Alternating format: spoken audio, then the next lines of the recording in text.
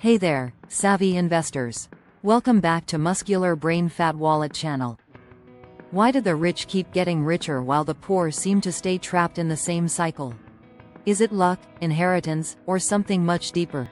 Today, we're going to uncover the key differences between the rich and the poor, how they think, how they act, and how they manage their money.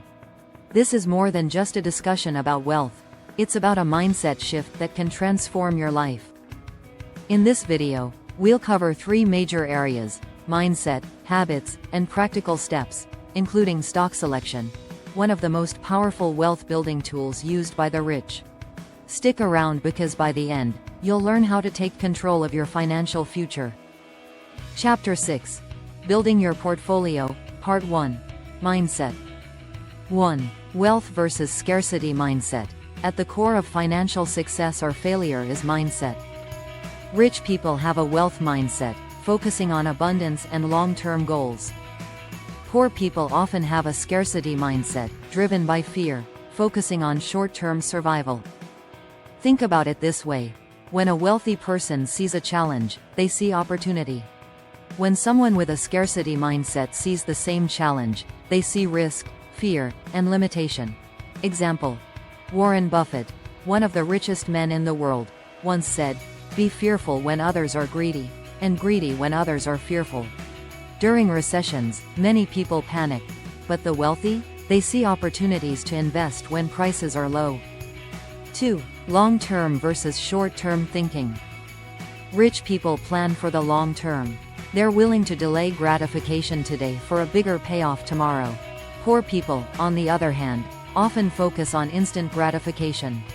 This short-term thinking keeps them in a cycle of financial struggle. Example: take a look at someone who spends their money on expensive clothes, cars, or vacations before securing their financial future. Compare that to someone who invests their money and sees it grow over time. The rich invest in things that appreciate, while the poor spend on things that depreciate. Part 2. Habits. 1. Saving and investing versus spending and consuming. One of the biggest differences between the rich and the poor is how they handle money.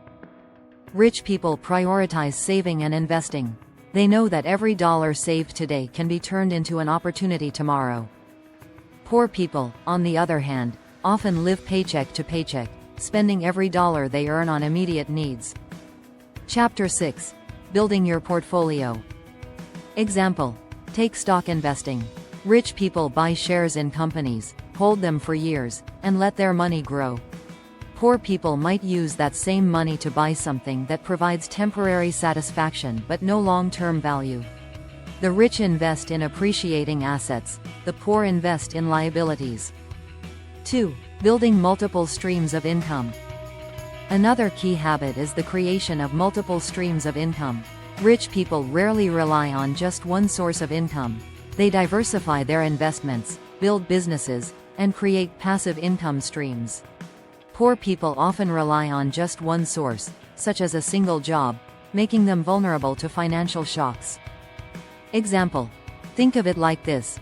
If you lose your job tomorrow, what happens? For most people, that's their only source of income. But rich people often have money coming in from multiple places: stocks, real estate, businesses, so they are financially protected. 3. Time management.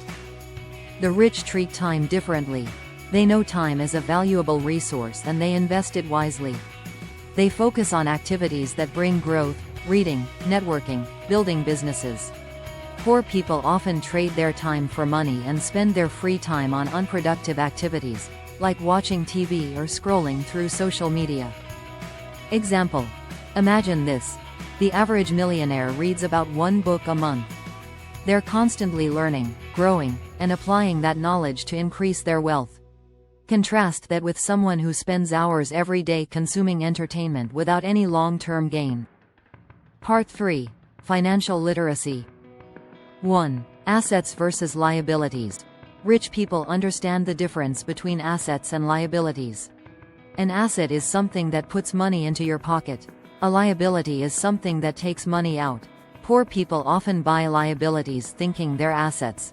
Example: buying an expensive car is a common example. It may look like wealth, but it's actually a liability. It loses value over time, and you're spending money on insurance, gas, and maintenance. A stock or real estate property, however, grows in value over time, providing income. 2. Compound interest. The wealth generator. Rich people take advantage of compound interest, what Albert Einstein called the eighth wonder of the world. It's a simple concept but incredibly powerful. The earlier you start investing, the more time your money has to grow exponentially. Example: if you invest $10,000 at an average annual return of 7%, in 10 years, you'll have almost doubled your money. That's the power of compounding, and that's why rich people prioritize investments early in life. 3. Taxes. Understanding the game. The wealthy understand how to use the tax system to their advantage. They invest in tax-deferred accounts, find deductions, and structure their income in ways that reduce their tax burden. Poor people, on the other hand, often don't know how to take full advantage of the tax code. Example: rich people use strategies like tax-advantaged retirement accounts or reinvesting their earnings in their business to reduce taxes. This keeps more money working for them. Part 4. Stock selection. A tool of the wealthy. 1. Introduction to stock investing. Stock investing is one of the most powerful tools the wealthy use to build and maintain their wealth. When you buy a stock, you're buying a piece of a company. And if that company grows, so does your investment. Example: let's say you invest in a company like Apple or Amazon 10 years ago. Your small initial investment would have grown exponentially as these companies grew into giants. 2. How to pick the right stocks. The rich don't just buy any stock, they do their research.